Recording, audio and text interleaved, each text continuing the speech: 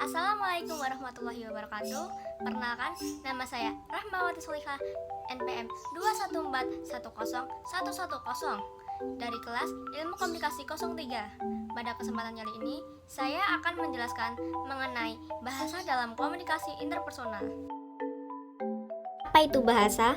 Bahasa adalah kemampuan yang dimiliki manusia untuk berkomunikasi dengan manusia lainnya menggunakan tanda, misalnya kata dengan gerakan. Bahasa sangat penting dalam komunikasi karena merupakan alat utama untuk menyampaikan sebuah pesan.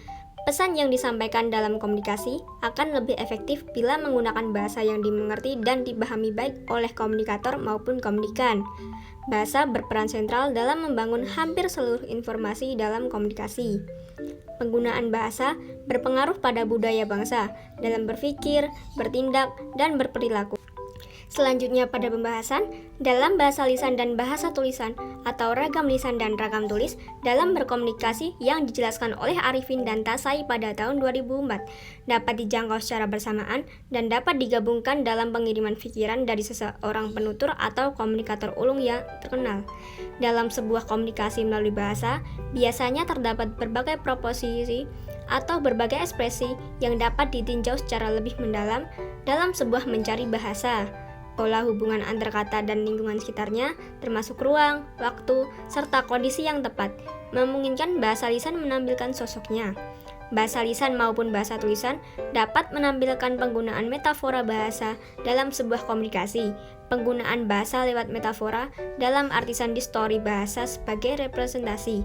Secara umum, dalam komunikasi mengatakan bahwa dalam berkomunikasi, bahasa permainan kata metafora dapat digunakan secara formal dan bukan hanya terbatas pada bahasa sastra.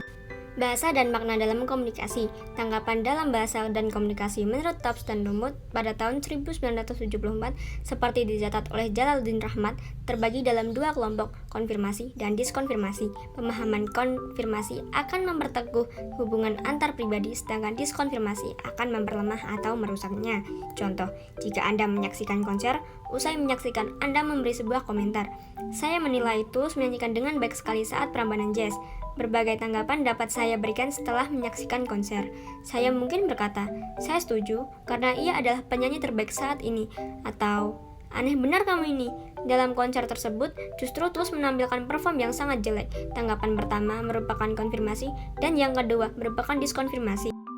Bahasa, makna, dan pemikiran. Bahasa dan makna memiliki kesamaan dalam topik pembahasan tentang bahasa yang keduanya berbeda. Dalam cara menyampaikan sebuah percakapan atau secara lebih reflektif dapat dikatakan bagaimana seharusnya dunia kalau bahasa harus mempunyai makna tertentu.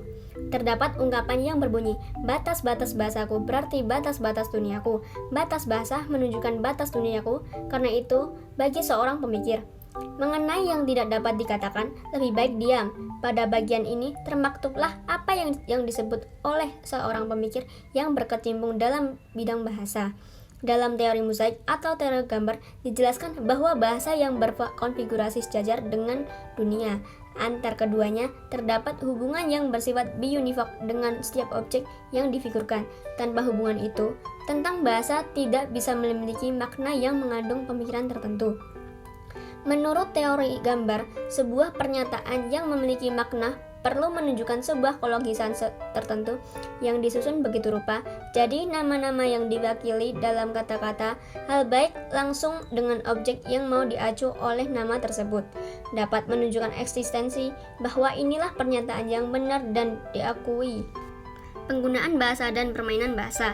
Dalam teori makna yang fokus pada penggunaan dan permainan bahasa menjadi sangat penting dalam bahasa dan memberi makna. Kedua hal tersebut dapat terjadi dalam percakapan dialog yang bersifat cendekia. Kedua hal tersebut juga menjadi sangat penting dalam bahasa. Komunikasi antar pribadi. Dalam komunikasi bahasa antar pribadi akan dikemukakan beberapa konsep pemikiran utama, yakni teori diri dan orang lain.